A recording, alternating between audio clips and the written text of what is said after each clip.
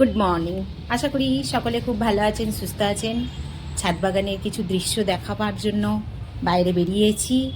ছাদে একটু ঘুরে দেখি। ফুল আছে। আমার এই দুষ্টু রিও সোনা আছে। এ আমার বাড়ির পোষ্য, এর নাম শেরু। আরে কি করছিস রে ওখানে?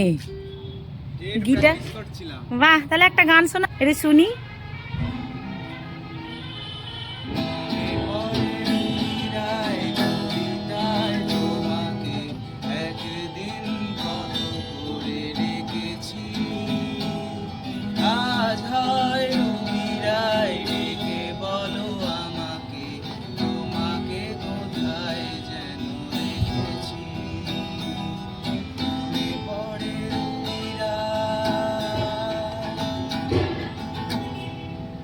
বাহ, দারুণ হয়েছে তো গানটা। তুই তবু প্র্যাকটিস করবি না? একটু প্র্যাকটিস করলে কি অসুবিধা হয়? শুনে নিলে আমার মায়ের কথা। আমার মা সারা দিন ধরে আমাকে বলে যায় এরকমভাবে, প্র্যাকটিস কর প্র্যাকটিস কর প্র্যাকটিস কর। আমার টাইম হয় না, আমি বিছানায় ব্যস্ত থাকি, মানে অন্য কিছু ভেবো না, ঘুমাই। আমি ঘুমাতে ভালোবাসি। যার যেরকম ভালোবাসা ভালো লাগা থাকে, আমি ঘুমাতে ভালোবাসি। দেখে নাও পেছনে ঘুরছে।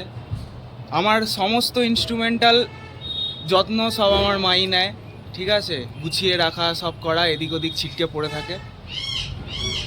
এইভাবেই চলছে। আর হ্যাঁ, যদি আমার গান ভালো লেগে থাকে তাহলে নিশ্চয়ই লাইক করবে, কমেন্ট করবে, শেয়ার করবে, চ্যানেলটা অবশ্যই সাবস্ক্রাইব করে নেবে। আর সকলকে আবার বলি, আশা করি সকলে সুস্থ আছেন, ভালো আছেন। আগামী দিনেও যেন সবার ভালো কাটে সুস্থতার সঙ্গে। আর আমাদের চ্যানেলটাকে অবশ্যই করে একটা লাইক দিয়ে দেবেন এবং অনেকটা ভালোবাসা দেবেন। আমাদের সাথে আমার ঠাকুমাও এসে গেছে। দিদান, একবার হাই করে দাও ক্যামেরায়।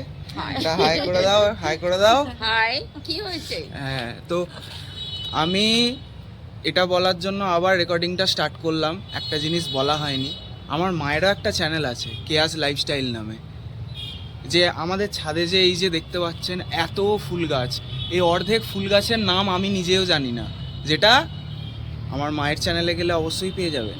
প্রত্যেকটা সুন্দর সুন্দর ফুল, প্রত্যেকটা ফুলের সম্পর্কে যা যা ধারণা, যা যা জ্ঞান আমার মায়ের মধ্যে আছে, সেই সমস্ত কিছু তুলে ধরে আমার মা নিজের চ্যানেলের মধ্যে।